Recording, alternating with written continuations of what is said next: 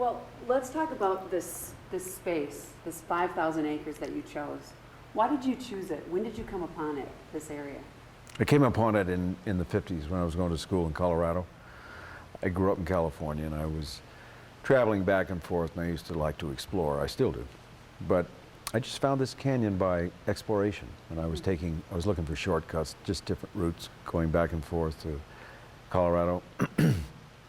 Came through this canyon and was quite struck by the configuration of by the geology of this canyon. It was really quite special. It reminded me a lot of the Jungfrau region in Switzerland, and I'd spent some time there.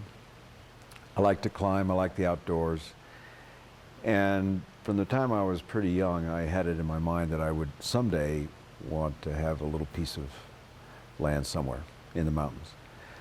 So I sighted this place and bought 2 acres of land for $500 in 1961 and built my own cabin here in 1963, raised a family here. And it's been an evolutionary process over the years. The first years were just a retreat because my life was in New York. My career was in New York in the theater at that time before film. So for me, it was a really nice contrast of the best of hard city living being in New York and the best of outdoor living being in a semi-wilderness area that was as beautiful as this place. Mm-hmm. And Utah just happens to be a state that has amazing natural resources. Unfortunately, I think a lot of them are threatened right now because of the attitude about development. But then it was uncharted terrain, and so I came here because of that. I could see that Colorado, parts of Colorado, the Sierras were pretty well getting on the drawing board, and I wanted to be someplace that was free of that. So I bought this small place and had this sort of idyllic life for about 7 years, and then suddenly the development creep began, and all through the West, and suddenly the West kind of went through a second stage of manifest destiny where corporations and people wanted to come out here and reestablish themselves. So I could see the handwriting on the wall, and in 1968 bought the entire land from a sheep herder. The initial intention was to preserve it because I thought I had been fortunate enough to land on an exquisite piece of earth, and so it was really to preserve it. When I bought the land, I was pretty naive. I was only 30, and I didn't know much about development or business. So I bought it to preserve it.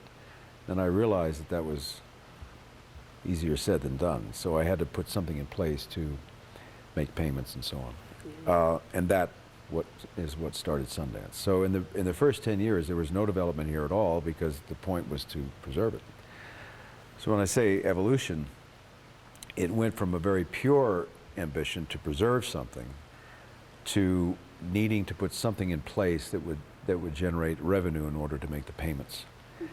And I held back on that for a long time because I didn't want to do anything to disgrace the integrity of what I thought was a very powerful part of the country. And so it finally came through the Institute when I started the Sundance Institute. Oh, I'm sorry, my stomach is growling. I know, cold air, turning on the furnace here in Utah, right?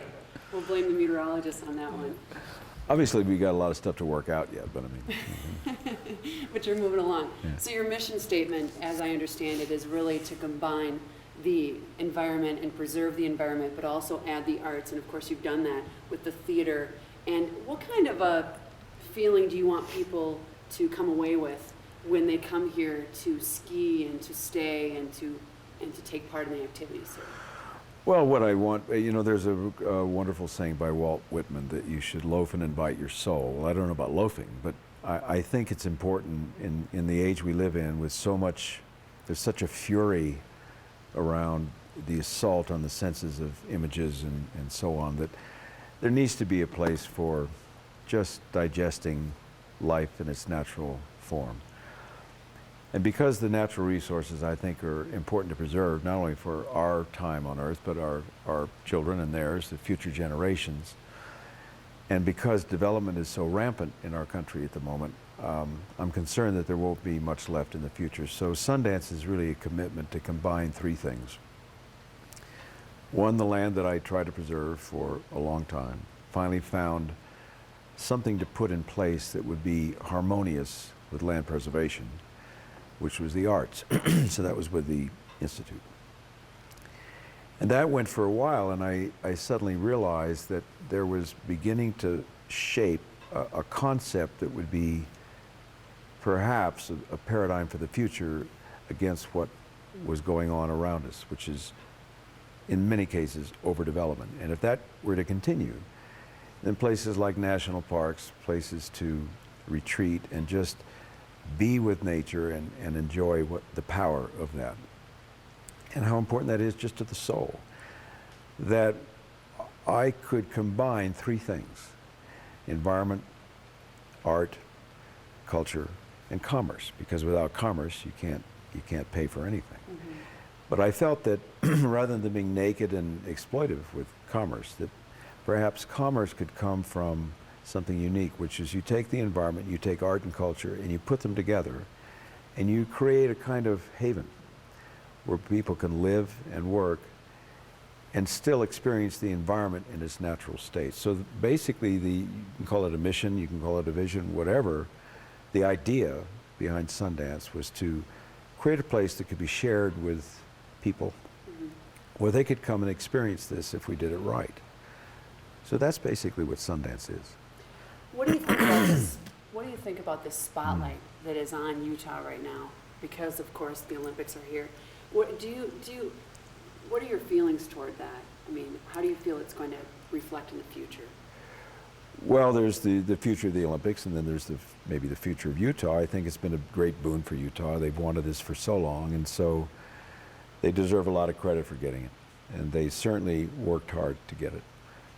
My feeling about the Olympics, since when I was a child, I had a dream, like I think a lot of kids had, of being, because athletics was a big part of my life as a kid, sport.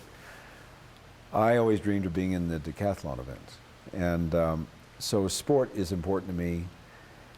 Athletics and athletes are important. So the idea of athletes competing with one another for a kind of excellence in a pure sense is very appealing to me. I think it's a wonderful thing. It's a beautiful thing. I have mixed feelings when it comes to the environment surrounding it. Over the years has increased in terms of promotion, profiteering, commerciality. I don't think it's anything that can be stopped, but I think it has hurt a lot of the pure aspects of the Olympics. So when I see places turn themselves inside out for a 2-week event and rearrange mountain ranges and cities and so forth, I have mixed feelings about that, because usually that leaves a lot of white elephants in the wake of it. Mm-hmm. I hope that doesn't happen here, because it's a beautiful state with a lot of wonderful resources. But in terms of the Olympics, I would hope that at some point there might be some movement to reduce the amount of pressure that comes from commercialization, because then when you have that, and you have any kind of profiteering, then you're going to end up with scandal. And scandal will taint the Olympics. Mm-hmm. And that's sad. It's contrary to the point of it all. So I guess I'm a bit of a purist. I love the Olympics. I love the idea of it. I'm less enthusiastic about what happens around the Olympics. There's a lot going on with that right now. Yeah. You're still a big skier? You still really enjoy getting up on the hill? I sure do. Do you do that quite a bit? Do you find yourself? When I can, yeah. Oh no, there's nothing greater than getting out of the rat race, getting out of the infernal mm-hmm. mechanisms of the city, and getting up in a pure environment, just cutting loose and just letting it rip. It's right in your backyard, which is obviously really convenient. The theater that's up on the hill, which my family enjoys coming every year, and I know a lot of other people here in Utah. What do you think that offers to this community, the theater that you have in the summer here? Well, the theater in the summer is divided into two parts. There's the theater presentation that we put on for the public in an outdoor environment, in a theater we built ourselves, and the theater's especially situated outdoors in the natural environment so people can experience art and the environment in one throw. There's another part of Sundance. Sundance basically is trying to combine a respect for tradition, a respect for history, respect for the environment, and then put against a cutting edge future. In other words, art in the cutting edge, new ideas, new artists, a place for new artists to generate new ideas, a place free of the commercial market, the pressures of the commercial marketplace. So our theater program is very advanced. All new playwrights, all new work that eventually many of them see their way to Broadway, like Angels in America, for example, was developed here. So the theater lab, the film lab, and now the music lab are all committed to cutting edge in the sense that new ideas and a place for artists to come work in a free atmosphere. And then you put that together with the environment itself. That's why preserving a lot of the environment at Sundance was so important rather than overdeveloping it. Much of the acreage here has been preserved through what's called a conservation easement, so it can never be developed. And then you have just the arts programs where people can work, and the public is invited to participate in that and see for themselves what it feels like. And obviously it's a place where flow of freedom and thought can really just happen, because it's such an unusual place compared to maybe New York or LA. It's just very different, so then consequently there's a lot more freedom. Well, that's right. I mean, New York and LA are fine, but they're urban environments, and it was interesting to me to see what would happen when you put art in a natural environment as a working, and created a workplace around that. And also in the country that at the moment seems pretty committed to merging, you know, corporate mergers and so forth, there's a reduction of individualism when that occurs. And I think we're pretty well committed to diversity, keeping diversity alive through our arts programs. And the role and the respect and the need for a certain amount of individualism, because that's basically what the country claims it was founded on. So it's got to be kept alive somewhere, and we're trying to do that here. Mm-hmm. So did you get the invitation to my wedding? There was a table, the table was You don't right remember, do you? You have Yeah. really a short memory. I mean, I thought maybe you'd come for the dollar I gave you dance. away, and you've forgotten? Oh, okay. Because, I was waiting for you for the dollar dance, and, but anyway. Well, I really- understand. You were all crazed, and you were in another place, but I gave you away. You just don't remember that. Forget these things. It was actually a wonderful experience here. And I thought so. Yeah, I know, I did too. And the food was great that night, did you think? I did. Yeah, no, the music. Now, have you forgotten you married me? Huh? Where have you been for the last 8 years? Waiting. Waiting. No, it was a really wonderful experience, and I do have a personal Great. drawn to this place because of that, and because of a lot of things I've always been drawn to this Well, then place. you're your own spokesman for this place, really. And Yeah, that's great. I really do enjoy it. Well, I'm glad that you are able to really, set your goals and be able to stay in a place and keep that mission, straight and forward. It's not easy. I know. I will say that. You would think it would be. You would think that environmental preservation, preserving something as beautiful as this, should not be such a battle, such a hardship. It's kind of ironic that it is, but it's certainly a worthy fight. Mm-hmm. And what about next month, of course, the honorary Oscar for actor, director, producer?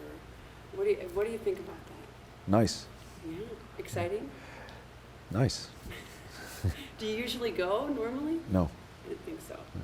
So it'll be kind of a, No, it's a big honor. it's a big deal. Yeah. Well, thank you so much. I You're do welcome. Appreciate it. Thanks for coming. Thanks for inviting us up here. Okay, great.